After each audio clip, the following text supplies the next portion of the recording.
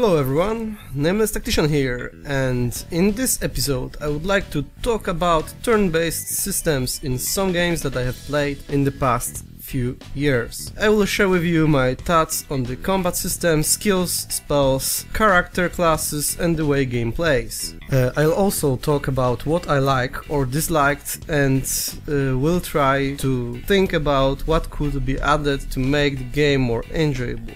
I'll focus mainly on my favorite type of games, tactical RPGs, like Final Fantasy Tactics, Tactics Advanced, Tactics Ogre, Fire Emblem or XCOM. There are also a few other games that I would like to consider when talking about the game mechanics and how they play. These are not mainly RPGs, but they are strategy, like Heroes of Might and Magic, Disciples or Age of Wonders. All these games have at least some amount of RPG elements in them. Okay, so let's get to the point. First game is Echelon, so I think it's pronounced. Quite nice game, it has few nice aspects. I personally liked the fact that the game had needs like in Sims. You needed to eat and drink to survive. Also, camping was a must-do to regenerate your health points and mana points. Another cool feature was aiming system that took in consideration environment lighting. For example, enemy that was near a torch in a dark place was easier to hit than enemy that stood deeper in the darkness of the room. Game had a really nice sense of humor and some fun moments. For me this game was really difficult and challenging. I had this feeling of fulfillment when I got new items, levels and skills to conquer enemies waiting ahead. The game had only one little problem.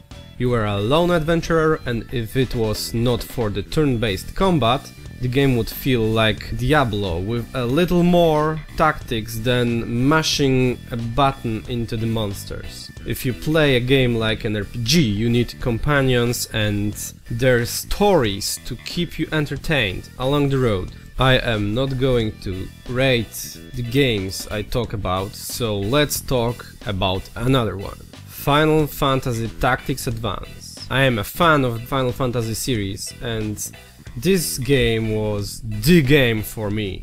I became aware of my love with tactical RPG after playing this particular game. What was great about this game? Certainly not the plot. Sorry if I offend any fans, but plot was not the main focus of this game. Greatest feature was creating a party and taking them to beat others and adventure along the road. You could have so many classes in your party and you could win the battles in so many ways thanks to so many diversity in the combat system. The game allowed you to choose two abilities from two classes and use it with one character, so it gave a lot of possibilities for building a team, building a character. The game designers came out with a way to make players use different skills, weapons and spells to defeat foes. They made player to abide by the rules set on the battle map. For example, player couldn't use certain type of magic or certain type of weapon on some maps. Of course, I think this is not the best way to do it. There were also monsters immune to some attacks, like flan monsters were really durable if attacked by normal attacks. Every attack that hit it did only 1 damage to them. On the other hand, magical attacks were very effective against flan monsters, and magic was the only way to kill the monster fast enough. Another positive aspect of the game was that you could collect new members and train them like in Pokemon. They could be masters in their own class. Unfortunately, there was also cons to this aspect. The additional characters were underpowered and you needed to put a lot of time into training them, which is nice, but not needed, because you could go through the whole game with initial characters never needing to get any new ones. Another con of this game was that the strategy aspect was also non-existent. The fights were easy to win if you equipped your character with proper class jobs and items with abilities. Even at the end, all you needed was equipment and your characters took almost no damage. There should be more diversity in combat system to entertain the player. Enemies should have better AI. I know that it is hard to write a good AI, for tactical games especially, but it is what entertains the player the most. Challenging AI. Later in the game, fights started to get boring and more of a chore than pleasure. I wanted to kill everyone as fast as I could and get this over with. There was totema skills that allowed to kill everyone on the battlefield with one hit, but they were only available if you had a lot of special points that you took for killing enemies. Quests were also treated too simplistically. All missions consisted of kill all enemies map, and that is all. Even when you had to protect some ally, they didn't have to live through the whole mission. I liked the dispatch missions though. Same mechanics was introduced in Assassin's Creed games. You train your own assassins by sending them to complete a certain mission. In Final Fantasy, after dispatch mission, your party member that was sent on the mission got better, got some XP and brought you some items, along with some quest items and experience. Tactics Ogre.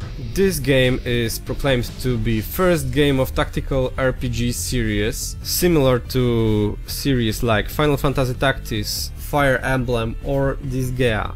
It had classes system in which every character could master all classes, but when you changed classes you could not use some abilities of former class. For example, Mage could not heal with Divine Magic or Paladin could not attack with Fire Magic. So why do that? There is no need for one character to have all the abilities if there is no way to use them in battle. Just make class who can become a similar type of warrior and learn similar type of attacks and can use everything that he learned from previous class. That makes less freedom but makes more sense. There are a few great things that I like about this game. You could have a beast in your party. The beast could be captured and trained as your ally. I really like hunter or druid aspect of the game. You could have a beast companion and train it, for example like in World of Warcraft. Next really great thing was that you could persuade enemies to join your side. There was also something new to me as a player. All classes in this game start the battle with no mana power and gain it in the course of battle. It is really interesting because a mage can't start his turn by decimating enemy units with his strongest spells from the very beginning of the battle. If you wanted better heal or better damage spell, you needed to wait and collect some mana. Sadly, this game suffers from too many party members on the map. In turn-based strategy battle, 10 versus 10 heroes and sometimes even more is just frustrating and takes too much time. It's too long!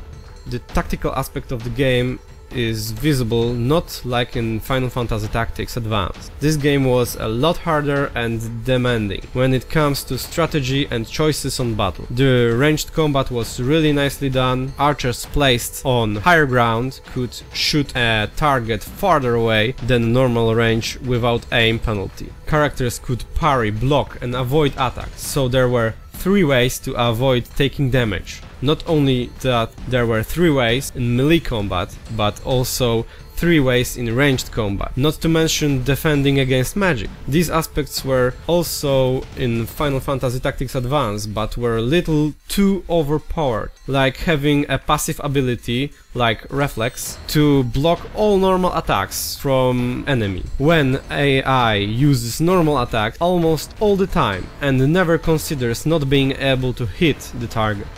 In Tactics Ogre, spells not only inflicted damage, but also made target less resistant to spells aspects, for example dark damage or fire damage. So having two fire mages in party was a tactical choice, cause they could nuke one target with fire spells for even more damage. On the other hand, archers could decimate mages with superior range. Every enemy had different resistances, and that made the player invest in more than one magic aspect, and it made the game more fun.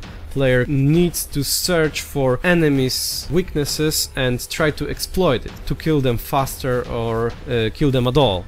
So I would encourage in-game for there to be monsters that are immune to some kind of damage. For example, I don't know, we have blunt weapons, slash weapons, pierce weapons, and golems are immune to slash.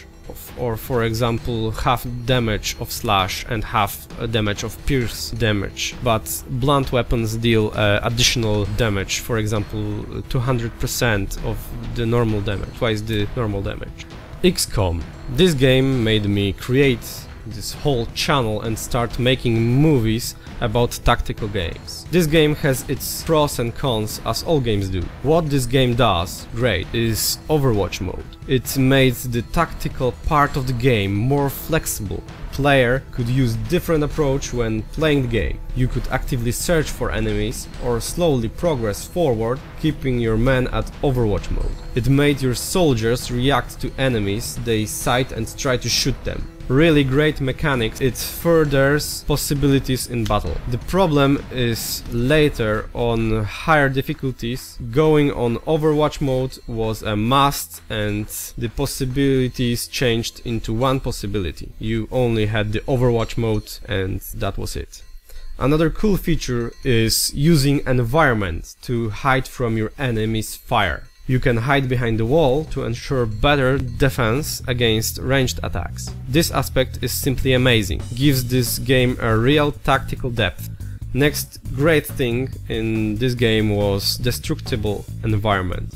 If you have the firepower, you can destroy walls and unravel the hidden enemies behind these walls. You can destroy cars or even burn down the whole buildings. This is possibly the most engaging and cool thing in games. You could alter the surroundings. Imagine a fantasy game where you could fight inside a house and there goes a fireball. BAM! And all the walls are gone. Wouldn't it be cool aspect to gaming? Next feature of XCOM is elevation. You can walk on second floor and enemy on floor below you won't know you're there, or at least it has disadvantage of not knowing what is waiting upstairs. Destructible environment and elevation in combat are really my dream come true. They add so much possibilities to combat or the storytelling. As in previous games, you can collect soldiers and train them to get better skills. You equip them with new gear to get better in combat. The crafting system is great in this game. You can research new technologies and develop new weapons to annihilate your enemies even easier. What this game lacks is action points, like in Fallout games, and aiming system also from Fallout games. I would like to blow alien head off with a sniper or with a shotgun. It would be cool to cripple enemies, for example cripple alien's arm so it would shoot less accurate, or cripple his eyes so he's blinded and he can't shoot at all.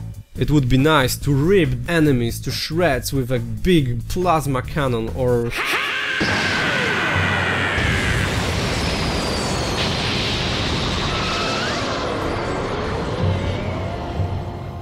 Heroes of Might and Magic, Disciples and Age of Wonders. All these games had similar turn-based combat, and maybe except for Disciples, and they had some similarities, like for example inventory of Heroes of Might and Magic and Disciples, being able to level up your character. You could choose which way you want your hero to grow. This aspect made battles easier. And the aspect that I like most in these games, they're turn-based strategies, and you could build your castles. And with building your castles you get new units and new ways, new means to destroy the target. What I would like to create in the future, it's a game that has this aspect of building your own castle, but it wouldn't, the castle buildings wouldn't allow to purchase units.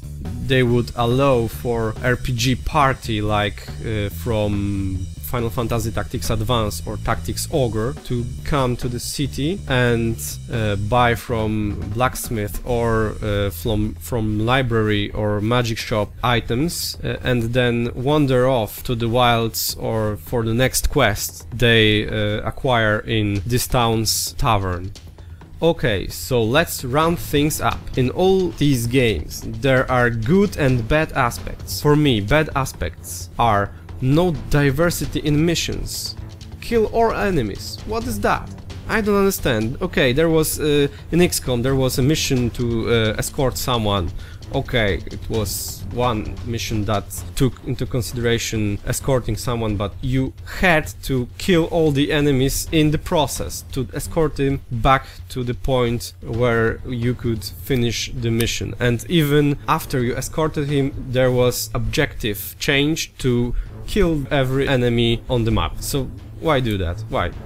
You're running, you're escorting someone and then running from the battle? Okay, run from the battle. You should do that. You can, you have the, you could do that, but the mission was not fully successful, or maybe I remember wrong. Just kill all enemies and it's all. So imagine an escort mission where you can, when you are surrounded with enemies and you have to run, you don't have time to shoot enemies, you have to secure the one target on the battlefield and run with it. It all depends on how you rescue this one target.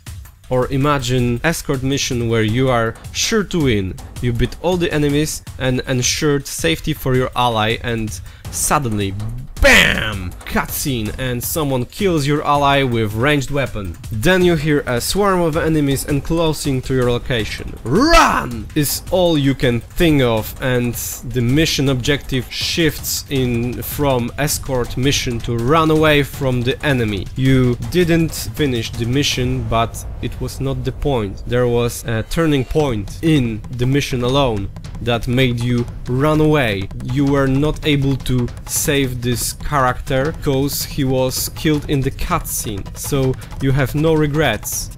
Or another example, you have the mission to scout ahead for your party. The mission objective is to go to certain location beneath the fog of war. Then in the middle you see an enemy scout looking for your encampment. You can kill them, but are you certain you want to do that? Your mission objective is to scout ahead. You must choose what to do. Attack the scout. Maybe there are more enemies nearby. You don't know that. Return to the base and tell them to prepare for battle. Maybe there are only few scouts and you don't know the exact position of enemy forces, so you failed as well. Or maybe continue with the mission without alarming enemy scouts. Isn't that more entertaining? You can't predict what is going to happen. This makes game more fun, having the ability to choose what to do next, and the enemies will react according to your actions. For example, you choose to attack the scouts, and so it so happens that there are enemies nearby and they ambush you, so you need to run. Then you run as fast as you can, but your encampment is not ready to fight and they have disadvantage in battle, upcoming battle.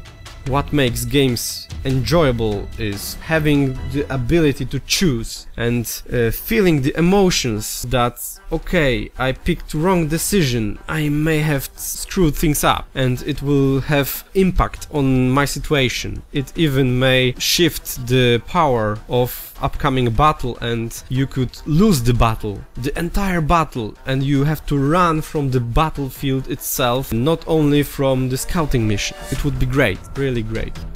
Okay, so now I will tell you about the advantages of these games. I really loved the aspect of putting your team together and made them work to achieve a certain goal. I personally love when in games you have a personal story of your characters and you can, I don't know, interact with them and feel their story, feel their feelings through the game. They somehow make you like them. They have their feelings, their story, their religion, their family, their loved ones. They want to protect someone. They want to, I don't know, they're psychopaths and they love to spill blood everywhere. Even that kind of character is nice to get to know it, and it's nice to interact with it, nice to talk to it and know its story, or even change this character's point of view or way of thinking.